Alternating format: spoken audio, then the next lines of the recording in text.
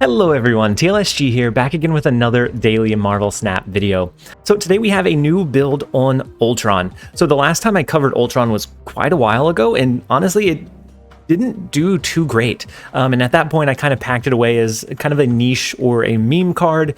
But similar to Agatha, who I initially wrote off as just a meme, there's been a lot of brewing and a lot of development towards this card to make it a little bit more consistent and maybe even potentially viable. So originally when Ultron was released, it only went to adjacent locations, similar to Mr. Fantastic. It had the on-reveal create 4 1-power drones at adjacent locations instead of at each location, and this made his bots much more transparent of that you were playing an Ultron list, and much more difficult to trigger consistently. So if the middle location didn't allow you to play 6 cost cards, you were out of luck. If it got stormed early, you're out of luck. You all of a sudden lose a lot of that power potential or that power push from Ultron. But looking at it today, there's several different unique ways that you can run it, and this one feels like the most solid of them. Now, I didn't come up with the entire core of this deck. A user named Yagami Fire suggested that I recover Ultron now that it's been a little while, now that it's changed, now that it's been updated.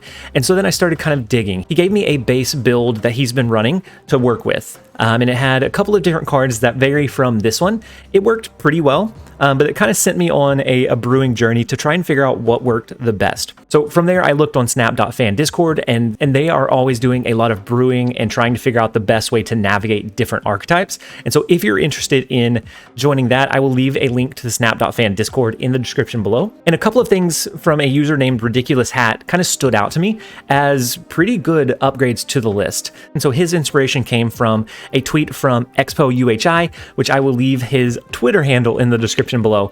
But long story short, there was a lot of brewing, a lot of development that kind of led to this point in the deck list and what it has built out to currently. And so the idea of this list is to have a couple of different win conditions, even if you don't draw into your Ultron, trying to find a way to win anyways. And then outside of that, how can you protect your upside in your Patriot, your Blue Marvel, your Khazar, so that you can drop your Ultron and it comes as either a surprise or a late term finisher that the opponent's not anticipating. And so let's run through the deck list really quickly, and I'll cover what each card is doing and why it's included in the list. First up, we have Squirrel Girl. Squirrel Girl is a 1 cost. She will add 1-power squirrels to each location. This will get buffed up by your Khazar, by your Patriot. The tokens will get buffed up by your Patriot, and then it will get buffed up by Blue Marvel. So this does a pretty decent power push.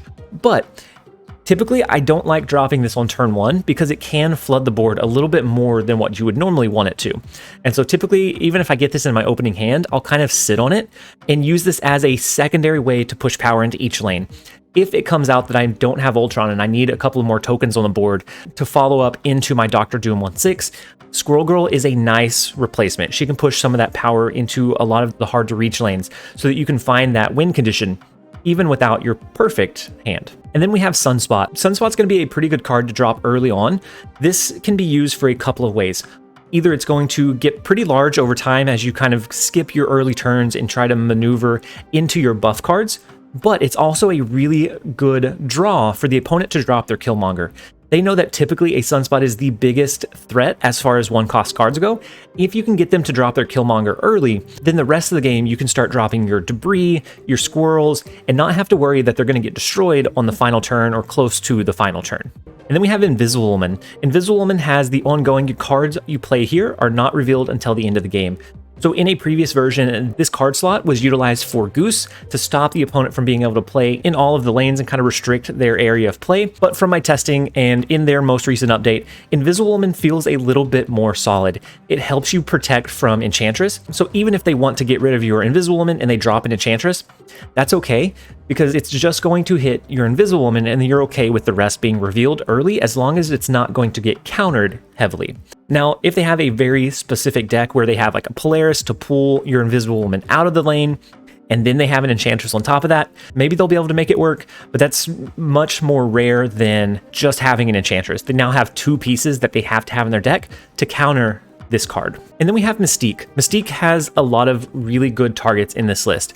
It has Patriot, it has Khazar, it has Blue Marvel, all of which are going to be pretty good to be able to copy that ability. So even if you don't draw into the perfect play line and you don't get your Patriot, you can still drop Khazar. If you don't have Blue Marvel, you can go ahead and drop a Mystique as well, and that will buff up all of your 1-cost cards twice. She's very flexible in this list and has a lot of really good targets to make sure that you're going to be pushing as much power as possible. And then we have Patriot. He's going to give your cards with no abilities, so your vanilla cards, +2 power. So every single Ultron bot that is spawned is a vanilla card, so they will all get +2 power. Your squirrels, not the original Squirrel Girl, but the tokens, will get the tokens will get the +2 power bonus.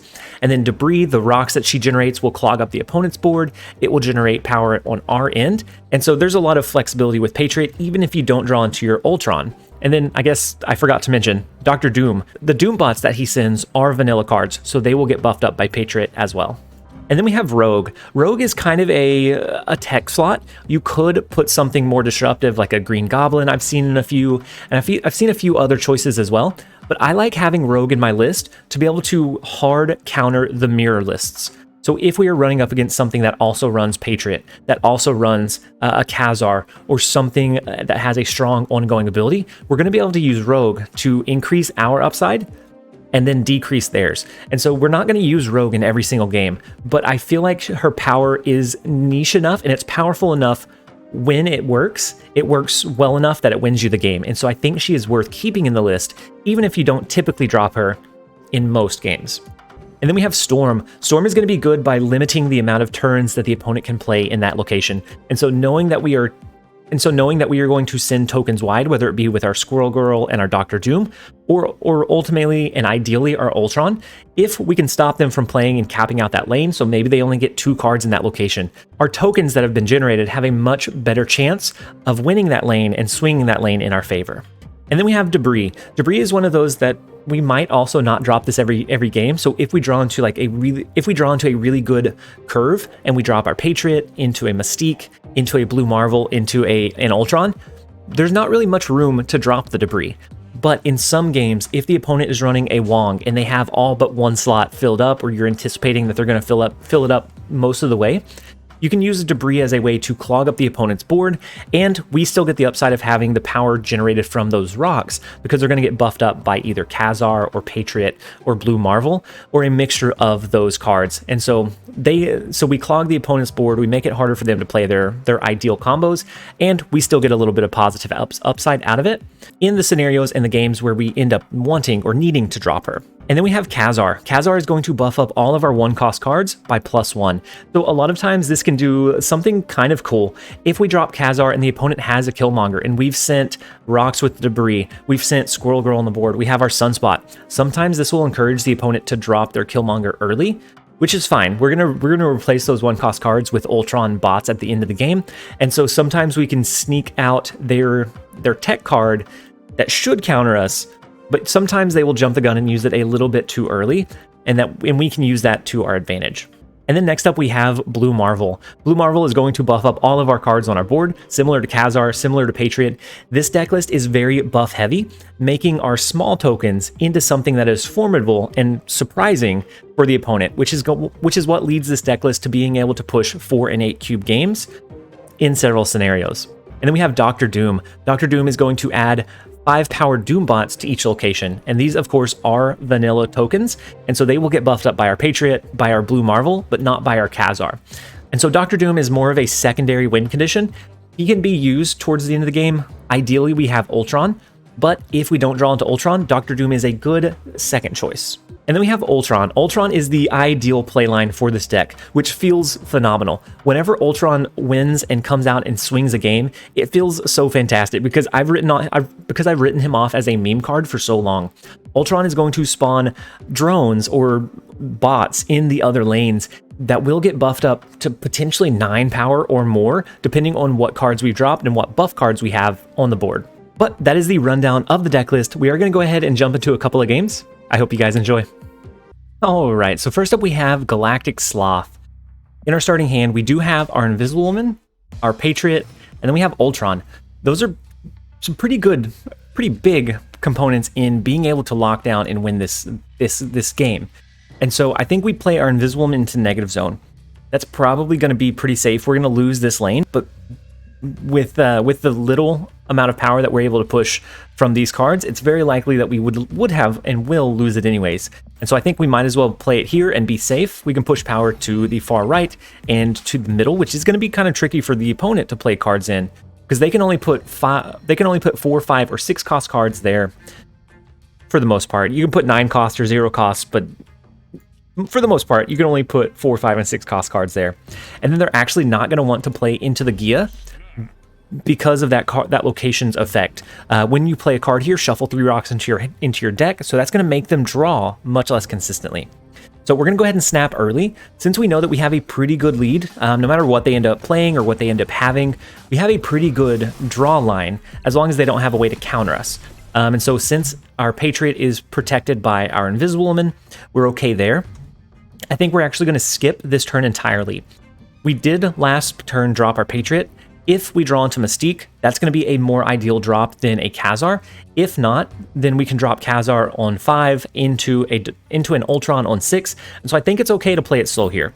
We don't have to rush our cards out onto the board. Typically, we don't want to have initiative going into that final turn anyways. If we have initiative going into the final turn, there's the potential for a big counter Killmonger play, which is going to wipe our entire board. And so let's go ahead and play our Khazar. We're going to leave it at that. We know that Ultron is going to push power to the left and to the far right. The only potential issue is if they end up dropping a Professor X into the Crimson Cosmos. At that point, we probably lose this game, and there's not a lot that we can do to kind of overcome that amount of power. And so hopefully we didn't jinx it. No, it's a Captain Marvel. So we are okay with the Captain Marvel. I don't think even with that, they'll be able to do it. So each of these is going to get a 3 power bonus. So they're going to be 4 power Doombots. So there's going to be 4, 8, 16 power here. It's going to be 16 power here. And then if it leaves this lane to go into another one, that's tough as well. Now, we might lose the negative zone. It just depends. I think we have a decent shot. Negative zone is definitely not ideal because we could always have a chance of stealing this one with an 8 power Ultron. But as is, I think we just go ahead and lock this one in and hope for the best. So they go ahead and drop an Angela and a Mysterio. I think the real Mysterio is probably mid, and so we need to beat quite a bit of power in the Gia. We need to beat 16 power over there just in case Captain Marvel goes that way, which I think we do. I think we have 16 power exactly, which I think might just barely be enough so that Captain Marvel can't move to find the win condition. And so all of our cards are getting buffed up one by one, slowly but surely. And I think it should be enough. Captain Marvel will move mid, but she, of course, loses both of those locations, even if the real Mysterio is in the far right. The way that order of operation works, they played Captain Marvel first, so she is the one that tries to reveal her end-of-game effect before Mysterio flips and shows us which one the real Mysterio is. And so we are able to lock down the win. It was a little bit scary. I was a bit worried, but 16 power was enough to swing these locations. Now, this is not the perfect play line. We could have had a Mystique instead, which would have pushed quite a bit more power. It would have pushed quite a bit more power to these lanes, and that one would have been the most ideal draw line. But this one is enough to win you the game in several scenarios. Alright, so next up we have Dingy Allen, and it is time for my channel plug. We're currently at 4,493 subscribers as of the time of recording this video. We are very, very close to cracking into that 5,000 subscriber milestone. So if you're watching this video and you are enjoying the content and you're enjoying the daily uploads, consider subscribing. We're not going anywhere anytime soon, so make sure that you're subscribed so that you can check out the videos as soon as they are released. And so Monster Island comes up, which is pretty good for us. If we end up drawing or playing our Patriot or Blue Marvel, our monster will be a higher power than theirs will. I actually kind of like Invisible-Woman into Jotunheim. The reason that I'm okay with it is that we can then drop cards behind it. They're not going to get that -1 power each turn, so we can actually stack a little bit of power there early and not have to worry about 3 cards getting reduced in power every single turn. It's just 1. Now, we are not really pushing for a win in Jotunheim, but it should be a lane that we can be uncontested with. And so let's go ahead and throw our Invisible-Woman over there, which feels like a bad play. It's going to reduce in power quite a bit over the course of the game, but hopefully... Ooh, and then we get another Mystique? Very, very interesting. If only we had our Patriot, we could do a Patriot Mystique and then even a Mystique out in the open just to like flaunt it. No, we couldn't do Mystique out in the open, could we? Actually, with the way that Invisible Woman's ability works, as long as the last card that we play before the end of the game, at least as long as the last card that we play outside of her area of effect has an ongoing ability, Mystique will copy that at the end of the game because she won't reveal until that point. So I actually think even though we don't have Patriot, I think we sneak it in now. And then once the last card that we play out onto the board naturally has revealed, which ideally will be Patriot, but if not, it could be a Blue Marvel even. We can then on turn 6 drop in Ultron, and so then Mystique will copy again, and then Ultron will trigger, which is going to be a really satisfying way to go. I do want to snap here, but I'm not going to. I'm going to refrain. They do have a discard deck, which is it's okay right now, but it's not the best that it could be.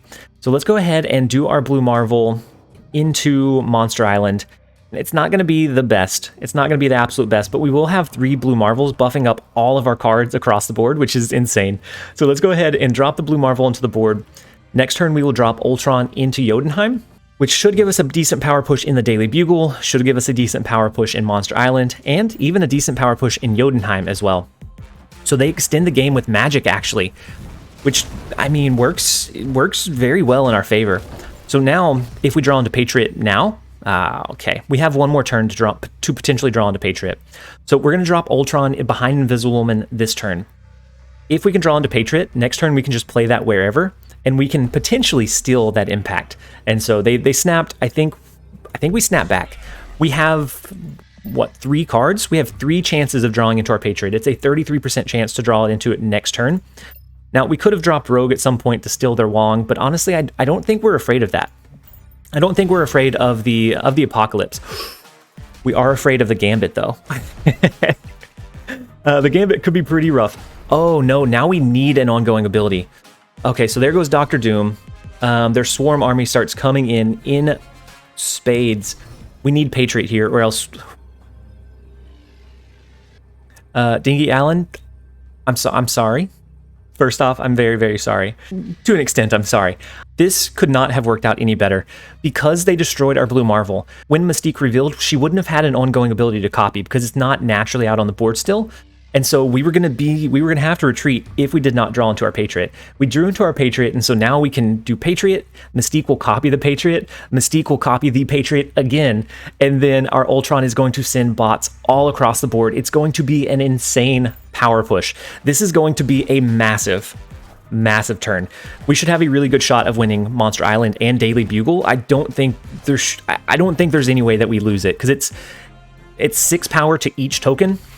Ooh, actually, the Patriot one is a little bit tough. We tie that lane, yeah? Okay, we'll see. We'll see. The Ultron comes in pretty clutch. It has what? Oh no, it's 7 power. So 7 power. We are going to beat the 19. We're going to beat the 9 in the far right. Ultron's here. The age of Ultron is now. I don't think we get a better... I think we hang our hat here. I don't think we get a better game than that. Let's go ahead and jump over into the next one. I don't think that could have gone any better if we tried. Ooh, so next up we have Atherton. And for those of you that don't recognize that avatar, that's okay. It has been a really long time. I don't have that avatar. That avatar is from the very first ranked season. So I think it's the Iron Man season. The very first one that they did. And you had to reach infinite during that season to unlock that avatar. It will come back at some point, but right now that tells me that they have been playing the game since the very first season, and so I always anticipate a good match when I see a Hulk avatar. So let's go ahead and skip turn 1. We do have Patriot and Mystique in hand. If we can draw into not a rock, but if we could have drawn into Invisible Woman, that would have been perfect. Otherwise, we're going to start playing our power onto the board. Sanctum Sanctorum should be an easy location for us to swing and win, because we'll be able to have something that can go wide by the end of the game. But between Debris, Doom, Dr. Doom, or Ultron, we have something that is going to be able to sneak its way into the Sanctum Sanctorum. So they do a Mysterio. We get a copy of one of their cards. They have 0. Ooh, interesting. And so we have a lot of junk in our deck. If we need to do an extra card that doesn't have an ability, we could do 0, and then it would, whatever we play would get buffed up by our Patriot. But I don't think we lean on that. Let's go ahead and play our Patriot. We'll play Mystique. Interesting. Okay. No, they copy our Patriot. Not as interesting. I thought it was really okay. They copied our they copied our Patriot. I feel silly for being so excited for a second. I thought they had the exact same like level, the exact same variant, and I thought it was really unique that they were running the exact same thing. But unfortunately, I was wrong. Let's go ahead and use Mystique to copy Patriot's ability. We can then do Khazar on 5 if we don't draw into anything better. We'll see. We'll see. We know that they have 0, so they could do something like a Red Skull. They could do a Venom to destroy this lane. We do draw into Ultron, so that's beautiful. But it's not the ideal play line. We have a lot of power, but if they have an Enchantress, then... Ooh, they do have an Enchantress. Oh, no. So if we pivot and we do Khazar over here, that's going to be... And this one does get Enchantress. It's going to be 12 power here. The power here should be enough to win regardless, which feels kind of rough. Maybe we do Khazar and then we do a couple of... We do a rock here. That'll give us a tiny bit of extra power once Khazar kicks in. That's what we're going to go with. I assume that they're going to Enchantress this lane for some reason. I don't think they're going to keep their Patriot. With the Red Skull, yeah, I see them very likely to drop an Enchantress. If not, I mean, we kind of went wide. We spread our power out, knowing that this deck, the 0 deck, typically will run in Enchantress. So we don't want to stack all of our power. Otherwise, we could have really neatly stacked all of our buffs in one lane and pushed all of our power into the other. But instead, we have to look at a potential power split. They're going to do an Enchantress probably here, which will give us a slight lead in this lane if they don't drop anything else, and if this is not the real Mysterio. But it really depends. It really depends on what they end up dropping and what it looks like. So the Taskmaster copies the Red Skull, which is huge. And then 0 comes in, so they don't have an Enchantress. Interesting. Can we potentially overcome their power in the left lane with all of our buffs? Oh yeah. Yeah, between the Red Skull and the Patriot and the Mystique, no contest. The Enchantress was their really only out or their really only win condition. And so even if that was the real Mysterio, no, they would have won.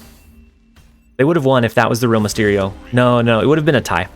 It would have been a tie if that was the real Mysterio in that lane, and then we won this one by 24. So we would have won the tiebreaker either way. That was very nerve-wracking. Knowing that there was the potential Enchantress looming is very scary with this deck list, and especially since we hadn't hidden anything behind ZombieLemon. But we were still able to split the power, so we could kind of cover our upside, even if they did come out with an Enchantress. But I think we would have lost had they had one. And so with that win, that's 3-0. Let's go ahead and jump into the next one. See if we can keep the good luck going. All right, so next up we have Flash. In our starting hand, we have our Storm, so we'll be able to limit some of the play space that they have to make it a better chance for us to lock down a lane with our Ultron. Project Pegasus comes down, which isn't fantastic. We can drop a Blue Marvel. We do now have Patriot and Mystique. So we can drop a Blue Marvel onto the board so that that would at least let them know that we're playing a buff deck, but not specifically that we're playing a Patriot buff deck. And so losing a Blue Marvel buff is much less potent than losing a Patriot buff. And so I think we just go with Blue Marvel for now. And then we'll see what they drop. We'll hope that we draw into our ZombieLemon. Ooh. Medusa is an interesting card that I haven't seen since Pool 1. Very curious. Very curious indeed. Savage Land comes out, so those are 2 free tokens for our Patriot. We do have the Khazar to potentially buff these up, but our curve now is going to look something like Patriot into Mystique into Ultron. And so we could do that this turn, but we still lose a potential space with Khazar. And the buff from Patriot is going to supersede anything that we could have pushed with Khazar, I think.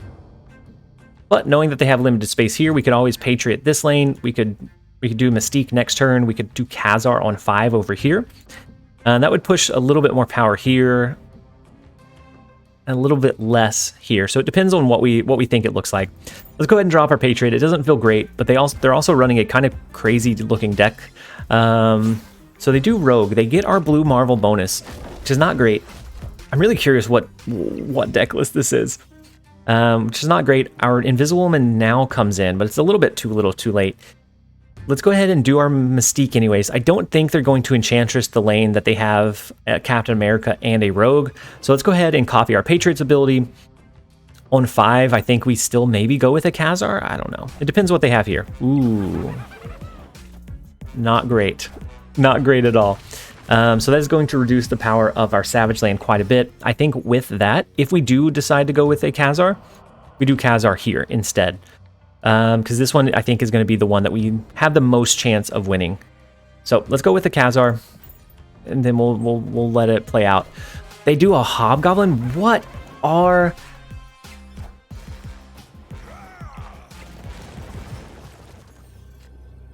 That was very bold.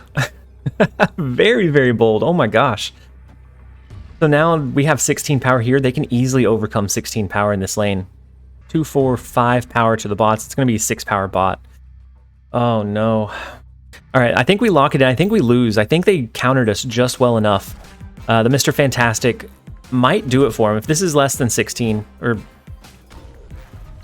No, that could be enough. We tie this lane. We push the left side by more than 16, I believe. We would have to overcome 15 power there, or we'd have to overcome a 15 power deficit. So we'd have to have at least 17 power in this lane to push or force a tie. It's not ideal, and I'm still confused. They could be running a draft deck, and if they're running a draft deck, I mean, it has relatively decent cohesiveness. They could be running an ongoing Spectrum deck list as well, but just had Cable in there for Spice. I don't know. I don't know. I'm fortunate we found a win condition, but it wasn't an ideal win condition. Let's jump into another one, see if we can get a little bit more high roll or standard game. All right, so next up we have Starscream. And in our starting hand, we don't have anything too great just yet. We do have Storm, so we'll be able to disrupt either Limbo if we feel like we don't need it, or one of the other locations. We can push power wide with Squirrel Girl. We can change Necrocious so that we don't get the downside with all of our cards, especially since we plan on capping it out with 3 or 4 cards. All right, and so they ended up dropping Angela. We did draw into our Patriot, and we have the Superflow and an extra turn here, which is pretty big. I think we go ahead and drop Storm. What we're hoping for is to draw into Invisible-Woman. If we can draw into her, we do have the additional turn. Goose is interesting. It doesn't prohibit us from dropping things like our Patriot or our Mystique, but we really want our Ultron to be in our Patriot lane, or else we're losing a lot of potential power. And so I think we forego the Superflow bonus next turn. We go ahead and drop our Khazar. We could drop our Sunspot as well, but I think we just kind of hold it close to chest for now. We see what they drop over in the flooded lane. They drop Storm, so it's actually going to reactivate the flooded lane. We'll be able to play into there this next turn as well. And then so Lizard, it's not great, but once we cap it out, it will be a 2 power card instead of a 5 power card. We have Patriot, but no other way to kind of pull those resources in. We could do a Squirrel Girl, but I think we just do Patriot this turn, and then we wait. We can do Patriot, wait it out just a little bit.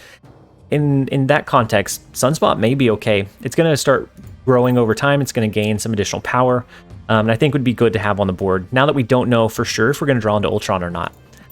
Ideally, we will, but we don't know for sure. So they cap out the Polaris location. They don't have any cards that they could pull over. They do send our Sunspot over to the left. I'm glad it didn't send it over into the right because we don't want to cap this lane out if we don't have to. But they cap out their Limbo at 17. So if we have a Patriot, a Khazar, and then a Mystique here, beautiful, beautiful. That is what we needed. That is exactly what we wanted. So we have Mystique here. We can then push an Ultron on the very last turn, which will give us quite a bit of power. Okay, so let's go ahead and lock this in. We're going to hope that they don't have a Goblin or an Enchantress or something that cancels out these abilities. If they do, then it's game over. And if I was in their shoes and I had that, I would sit on it until that very final turn. Okay, so they have a Dr. Doom. They're going wide themselves. And so... Guys, we messed up. We play ordered the mess out of that. Oh no, that's awful. So now it's going to be a 2, a 3, so it's going to be 4 power. Oh no. We lose, right? The 1, 2, 3, 4 power, 4, 8, 16 is not going to beat their 17 power. Oh no, it's awful.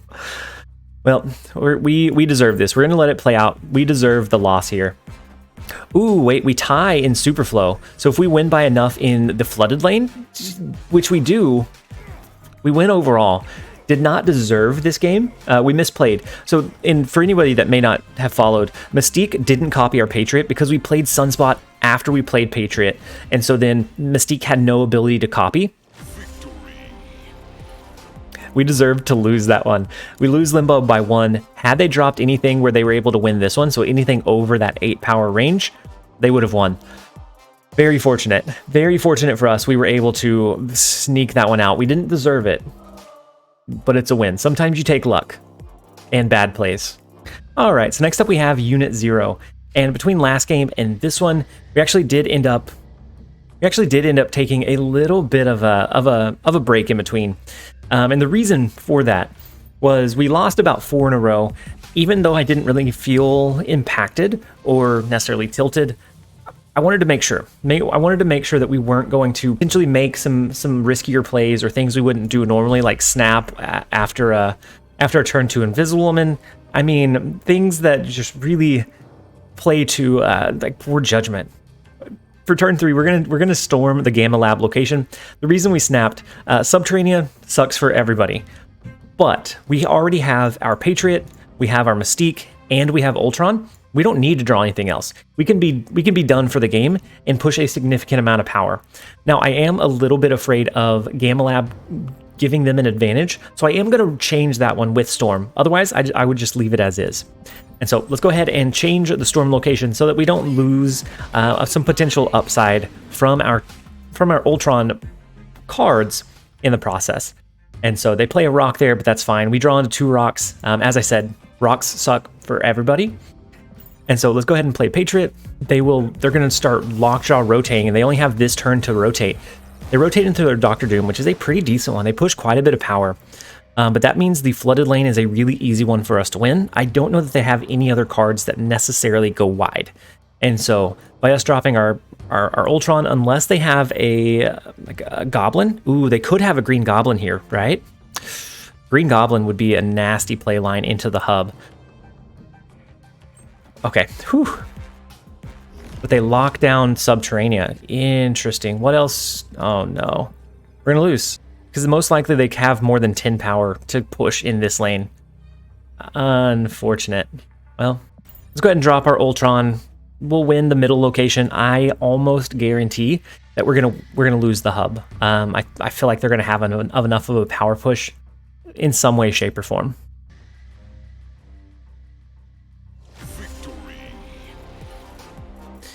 I think they just gave us some mercy, maybe.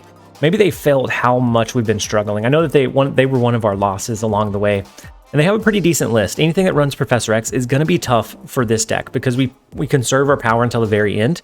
So Professor X is really problematic. If you're running up against destroyers that drop Professor X or just any Professor X deck in general, you probably need to pivot away from Ultron, at least for now, because you want to have all of your lanes capable of taking in additional cards and taking in additional bots that will be buffed at the end of the game. And so with that one, we do win one additional one. Let's go ahead and jump into the next one, see if we can kind of keep the streak going after a few losses here and there. All right, so next up we have Day OK, and the first location is Sanctum Sanctorum, which is okay for us. We also have our Patriot and our Mystique, which are really, really good cards to have right off the gate. Let's see what the other locations turn out to be. Let's see what kind of deck they're running, and then from there we might make an educated guess and go ahead and snap. I'm feeling like snapping early. We're gonna go ahead and do it. We're gonna go ahead and snap early. We have the Invisible Woman in the unknown location that could turn into Space Throne, at which point we probably lose the extra cube that we gambled here. But most of the time it's gonna be an okay-ish location. Sometimes it's worth it to take the gamble, sometimes it's not. Elysium, turns out, I'd say was worth it. That's going to let us drop our Patriot a little bit easier, our Mystique a little bit easier. Then we can also queue up a Dr. Doom in there a turn earlier. And so that's going to let us, I guess, either queue up a Dr. Doom or an Ultron if we draw into Ultron, just a little bit sooner than we would have otherwise. And so they do a Killmonger, which is fine. We don't necessarily worry about the Killmonger. I think we play Blue Marvel onto the board. We can play Blue Marvel naturally onto the board. Next turn we can do something with Mystique, probably behind Invisible-Woman, but I don't want to cap it out too much. If we put too many cards into this lane and they hit us with a Goblin, all of a sudden our power push potential is gone, which is the only thing I don't like about Invisible-Woman, is whenever there is a Goblin meta, it's really, really tough. It's really, really tough because that really tells the opponent that this is where your big power push is going to be, which is a prime target at that point.